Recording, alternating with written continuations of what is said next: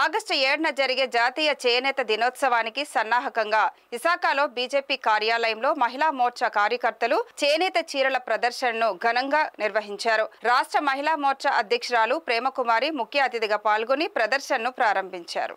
ఈ సందర్భంగా ఆమె మాట్లాడుతూ, మన సాంప్రదాయ చేనేత వస్త్రాలను ప్రోత్సహించుకోవలసిన బాధ్యత మన అందరిపైన ఉందని పేర్కొన్నారు.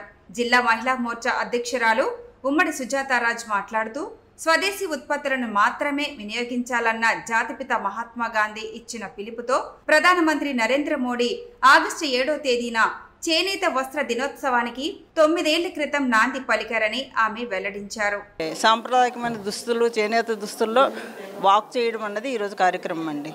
ఇదంతా ఏంటి అంటే చేనేత కార్మికులకి చేయూత ఇచ్చే సందర్భంలో ఈ కార్యక్రమాలన్నీ కూడా చెప్పడం జరిగింది కేంద్ర ప్రభుత్వం.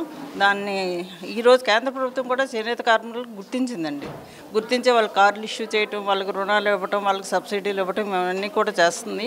ఇంతవరకు చేనేత కార్మికులు ఎంత కష్టపడి ఉన్నారో మనం అందరం చూసాము, విన్నాము, పేపర్లో కూడా చదివాము.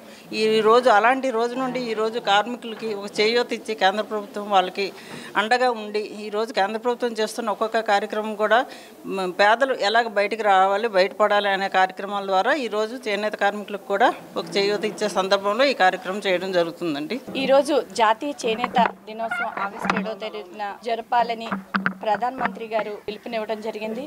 దాని ఉద్దేశంగా మేము ఇక్కడ ఈ కార్యక్రమాన్ని మహిళలందరూ కూడా చేనేత వస్త్రాలు ధరించి ఇక్కడ ఒక చేనేత వస్త్రాల గురించి, వాటి అవగాహన, వాటి వస్తువుల గురించి, ఉపయోగం గురించి, వాటి ఏ విధంగా ఎక్కువగా ఉపయోగిస్తే దానివల్ల ఎలా ఉపయోగం ఉంటుందని చెప్పేసి అందరికీ అయితే అవగాహన కల్పించే విధంగా ఇక్కడ ఒక కార్యక్రమం ఏర్పాటు చేయడం జరిగింది. చేనేత కార్మికులను ప్రోత్సహించి వాళ్ళని సన్మానించి వాళ్ళకి ఉత్తేజపరిచేలాగా వాళ్ళ దగ్గరికి వెళ్ళి ఈరోజు ప్రత్యేకంగా ప్రతి ఒక్కరూ కూడా చేనేత వస్త్రాలు కొనుగోలు చేసే విధంగా మేమైతే అందరికీ అవగాహన కల్పించి పిలుపునివ్వడం జరుగుతుంది.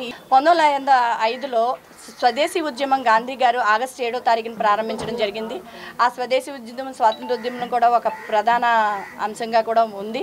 అది ఉద్దేశించి మన ప్రీతమ నేత ప్రధానమంత్రి గారు ఈరోజు జాతీయ దినోత్సవంగా ఆగస్టు 7వ తారీఖు నుంచి పిలుపునివ్వాలని చెన్నైలో 2015 నుండి ప్రారంభించారు. అక్కడ ఆ రోజు నుంచి కూడా దేశవ్యాప్తంగా ఆగస్టు 7వ తారీఖున చేనేత దినోత్సవం జరుపుకోవడం జరుగుతుంది.